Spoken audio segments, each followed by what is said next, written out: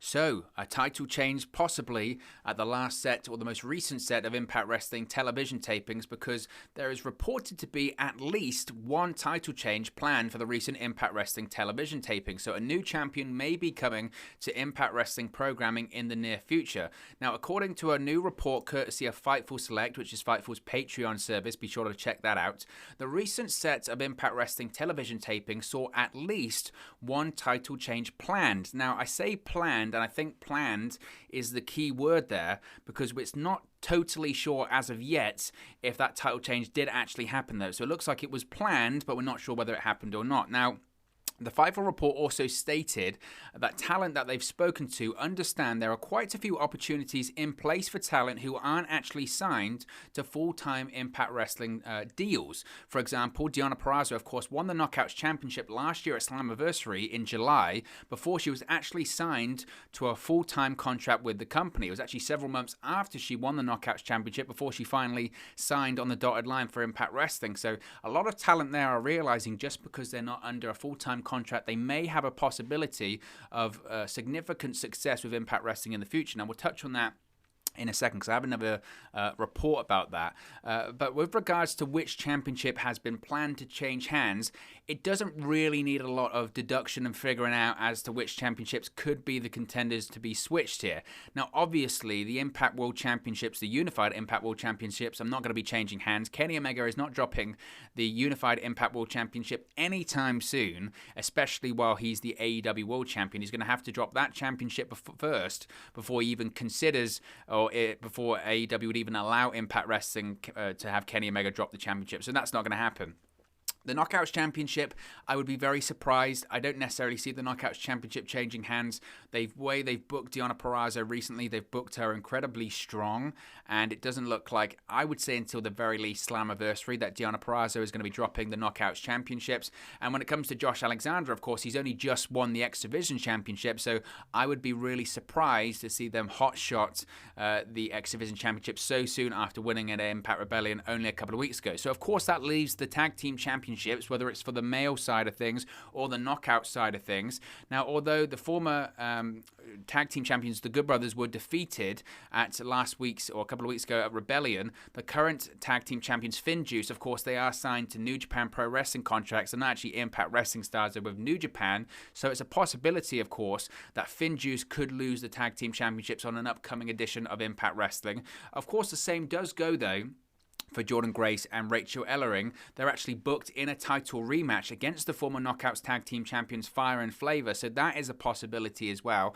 I would be slightly surprised with that, considering that, again, they've only just won the Knockouts Tag Team Championships. They won them at Impact Rebellion as well. I think, again, the most telling side of this as to what championship is going to change hands is... we're going to find out by what's advertised, essentially. As I mentioned, there is a Knockouts Tag Team Championship rematch booked. So if I had to bet on one right now, I'd say, well, it's probably going to be that, considering that's what's booked. But, of course, we know they take multiple episodes of Impact Wrestling at a time. So if it's not the Knockouts Tag Team Championship, if suddenly on this week's episode of Impact or on an upcoming episode of Impact, they say, and the Tag Team Championships once again are on the line, it's a good indicator that we know the finish to that one. So if I had to pick a title that was going to change hands, I would say FinJuice. But even if that was the case, I don't know again if that makes total sense, because why would you have FinJuice retain the tag team championships at Rebellion only for them to drop it on an upcoming episode of Impact? The only thing I can think of when it comes to that, and again, this is just knowing how Impact Wrestling tape their television. The only thing I would think with that is they've said, look, work the pay-per-view, you work that pay-per-view live, and then basically what happens is, I'll backtrack a little bit here, I'm kind of all over the place. When they shoot their pay-per-views and they do them live on Fight TV, whatever, the very next day or for the next 2 or 3 days, they then tape the next month's worth or the next 6 weeks worth of television, and then they'll come back in 3-4 weeks time or something like that. That's what they'll do. So sometimes when it comes to maybe FinJuice, they might have said, look, the plan was for you to drop the titles at Impact Rebellion, because I found it really surprising that they retained it Rebellion. But they might have said, look, the plan was for you to drop the titles at Rebellion, but since you're in town, since you're in Nashville, since you've come out all this way, how about you retain at Impact Rebellion, and then, because you're going to work the TV tapings anyway, because you're in town rather, you can work the TV tapings anyway, and then you can drop the titles to the Good Brothers on one of the episodes of Impact. We can do a big number, we can hype it up, you can have more time as the TV main event, you'll get paid more money, all that kind of stuff. I think maybe that's a logical way to look at that. So I think we possibly could be looking at a scenario, if I'm thinking it's going to be the tag team titles, we might be looking at a scenario where maybe FinJuice were set to drop the titles at Rebellion, and they said, you know what, you're in town, work the TV tapings for the next couple of days, you can drop the titles on the TV show, it helps us out on Thursday, we can get a good number on Access TV, we can hype it up, and then you can come back and maybe do something else. Because when it came to FinJuice, again, for me, it always seems likely, it seemed like the most logical explanation, really, didn't it, that they would drop the titles at Rebellion, because when an outside tag team like FinJuice, them winning it in the first place was a surprise, considering when we'd seen Private Party come in and they challenged for it, they lost, and once FinJuice did the same, it was the thought process was, well, it's going to be the same as Private Party, right? The draw here is the cross promotion. The draw here is having FinJuice come in, work the match, you get New Japan fans interested, they have a match against the Good Brothers, who of course have got their own connections to New Japan, maybe they do a return match in Japan, in Tokyo, or something like that. It sets up something for the future. So when they won it, it was very surprising of, whoa, they won it. And then it was like, okay, what's next? Because then they disappeared because they had to go back to Japan to compete in a tournament. So they did that, and then they come back, and you thought, right, it was maybe just a case of, whilst they're in Japan, whilst they're working for New Japan, they've got the Impact Tag Team titles on them. It's a nice promotion. It's a nice plug for Impact because they have a bigger audience at New Japan, and people can say, oh, what titles are they holding? Oh, they're Impact Tag Team titles. Oh, I should watch Impact Wrestling. And that's how that stuff works. So once they came back, it was thought, okay, they'll definitely drop the titles, and they didn't. And now we know that, of course, El Phantasmo's coming in as well. So it was thought, oh, maybe this relationship with New Japan and Impact Wrestling is stronger than we thought, and maybe FinJuice are going to be sticking around. So it's interesting. It's interesting. And again, it says it was planned for the upcoming TV tapings. Look, we don't know if it even happened or not. And I think that's worth considering as well. You have to think this. And again, you have to sort of think these different levels when you see these reports. If the title change has taken place, why would they towel, or why would a source towel Fightful? What did they get out of that? Because if a title change has taken place, you would think Impact Wrestling, they would be furious that a talent had told a website, a journalist, or whatever. They would be furious. Going, why are you spoiling it? So maybe either it hasn't taken place and they go, actually, it was planned to take place, but it didn't. It gets people to tune in because people are going to say, well, I want to see if it did or didn't happen. That's something worth considering as well. Or you could have a source saying, yeah, tell that a title change maybe is going to take place. Don't confirm it, because we don't want to ruin the integrity of our spoilers or anything like that. But because we don't want to say, oh, a title change is happening, because that gives away the finish. But the title change has happened. Tell them that maybe one takes place. Fightful get their information and they can post it out on their platforms. And then for us, there's interest. And now people want to tune in and watch the product. That's another way of looking at it. And again, these are the things you have to consider. These are the things you have to consider when you see these reports. It's not as cut and dry of just a disgruntled former champion is saying, I lost the title, and then they spill it out. That's bad business. A lot of the times, and again, this is, I guess, a bit fortunate for myself of being in the industry a little bit when it comes to the various websites and seeing how these things work. It's very quid pro quo. That's how this kind of stuff works. So they might say, look, we'll tell you that a title change might be happening, or a title change has happened. Don't say that it has happened. Just say that it might happen in the future, or it could happen, it was planned, but maybe it didn't happen, all that kind of stuff. Have an element of doubt about it. Have a bit of questioning about it. But we're telling you it has happened.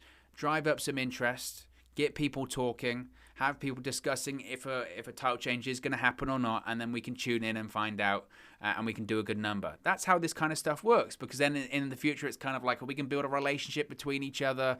We can give you some interviews. We can give you some stories.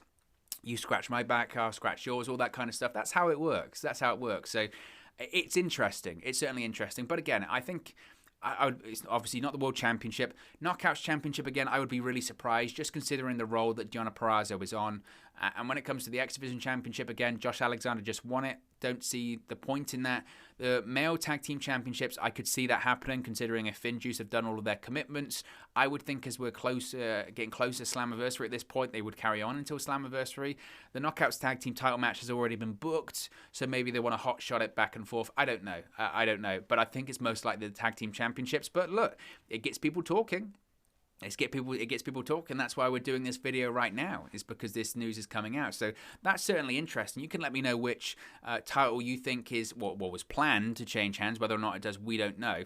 Another thing I did want to talk about before we wrap things up as well, and it was kind of touched on when it came to the initial report from Fightful Select, talking about the opportunities for people that didn't have contracts. Of course, Deonna Purrazzo was brought up last year that she won the Knockouts Championship at Slammiversary in July. She didn't actually sign a contract to Impact Wrestling to become an exclusive Impact Wrestling star until several months later. But it looks like there's a bit of a, I don't want to say a problem coming up with the champions, but there is certainly an element of flux when it comes to the Impact, or people that hold championships in Impact Wrestling right now. Now, as I mentioned, according to Fightful Select, Impact Wrestling does have a bit of an issue with their champions at the moment, is that the majority of them are either from another company, not signed to a deal, or the contracts are running up soon.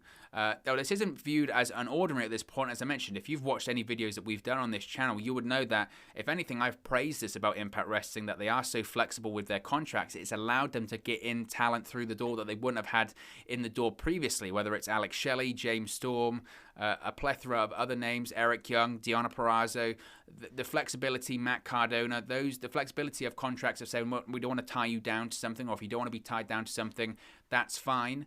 That's proved very beneficial to Impact Wrestling, but now there are some people reportedly backstage are a bit nervous about this. So as I mentioned, this is what Fightful had to say with their Fightful Select Patreon service. Quote, talent we've spoke to said that this isn't out of the ordinary of late, and it showed them that there are still opportunities even if they're not locked into a long-term deal. Now, as I mentioned, it could be seen as a good thing when it comes to Impact. They're willing to do big business even if someone isn't locked into a long deal. A lot of talent, especially when they come straight out of WWE, don't want to be locked into long-term deals, and they want to have that element of flexibility.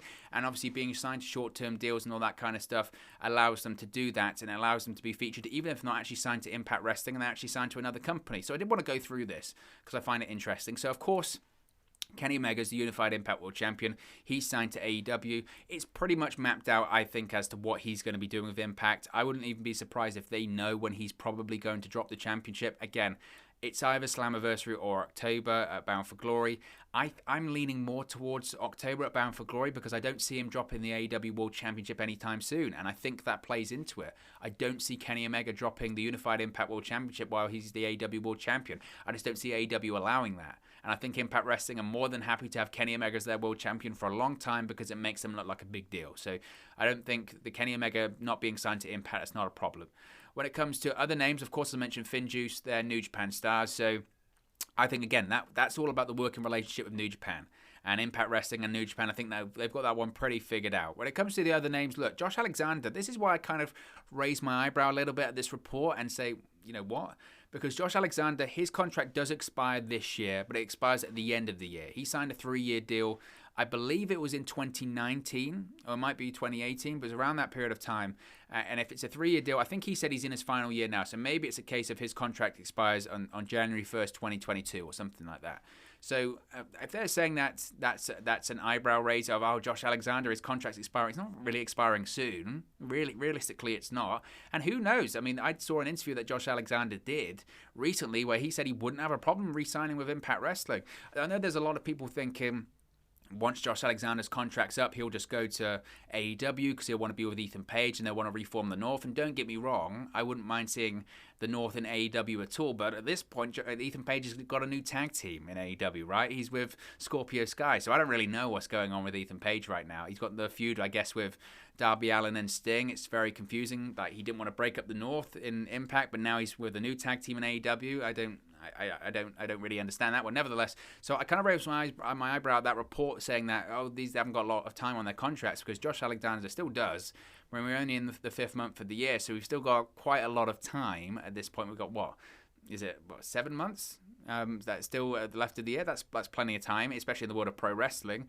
When it comes to Deonna Purrazzo, like I said, she signed a contract last year after she won the Knockouts Championship at Slammiversary, a couple of months afterwards. So if we say that was in August, September, I can't imagine she would sign a 1-year deal or anything like that. I would think it'd probably be a couple of years. So she isn't going anywhere anytime soon. So again, I don't understand the narrative of the talents don't have that much long to run on the contract, because she does. And when it comes to the Knockouts Tag Team Championship, maybe that's the one. Rachel Ellering, again, I don't know her contractual situation. I don't necessarily think she maybe has signed with Impact Wrestling. She might just be coming in on these per appearance deals and stuff like that, and maybe they're trying to figure out a contract again. That's not out of the ordinary. Eric Young was the same. They come in and basically they say, look, you can come in, you can work a couple of dates. If you like it here, if we find that you're a good fit and we have creative plans for you and we find you like a real asset to the company, then we can discuss a long-term contract. Then we can discuss being exclusive. Then we can discuss being full-time. Again, look at Deonna Purrazzo, look at Eric Young, look at these other names. And if it doesn't work out, you can do an EC3, you can go somewhere else like Ring of Honor. So that's what they've been doing for the last year or so. To me, that's a bit of a non-story. So I don't know the case when it comes to Rachel Ellering. I don't know. When it comes to Jordynne Grace, her contract does expire relatively soon. I don't know the exact date. I know that it was previously said maybe like June or July. Of course, we're in May at this point. I don't know if she re-signed or not. I haven't seen anything about that. Maybe that's the name that they're talking about, but again, when I look at the current champions in Impact, the concern of, Impact's got this big problem that their champions aren't signed to the company. Well, it's obvious that Omega and Finjuice aren't signed to that they're from other companies. They've got deals with other companies. When it comes to the short-term deals, well, Jordynne Grace and Rachel Ellering might not be signed, but Deonna Purrazzo and Josh Alexander are, and that's just how Impact have done business. That's how they've done business for the last, as I mentioned, 12 months or so. That's what they've done, and I don't know if I necessarily see that as a big story. I know people would look at that and say, well, it's bad business, because what happens if they all decide to leave, and what happens if they walk out and they don't have full control over a Kenny Omega or a Finjuice or all that kind of stuff? Impact Wrestling know what they're doing. They know exactly what they're doing, and talent leaving or talent not having contracts and leaving is nothing new at this point for Impact. This is what they have to deal with. Impact isn't like WWE or AEW in the fact that once they've signed someone to a deal, it's highly likely that they want to stay, and that's where they see the rest of their career. Impact Wrestling is seen by quite a few people as a stepping stone. A lot of people on the Impact Wrestling roster, while they may love it in Impact Wrestling, their goal eventually is to get to either WWE or AEW or get to a bigger platform. That's just what it is. That's why you've had guys like Ethan Page and Ty Valkyrie and Blake Christian, who wasn't even on a full-time deal. He was on a per-appearance deal and go to WWE and all that kind of stuff. That's just how it works. That's how it's always going to work, I think, in this case. Whilst Impact Wrestling is a smaller company, it's a bit like Ring of Honor. I think Impact's bigger than Ring of Honor at this point, but there's always going to be people looking at WWE or AEW because that's where you make the big money. That's where you have the big exposure. So Impact Wrestling are more than prepared and more than aware if a talent doesn't have long left on their contract. Sometimes they give them the title to try and re-sign them. That's not out of the realm of possibility as well. So I find the idea of going, well, they need to be careful, all that kind of stuff.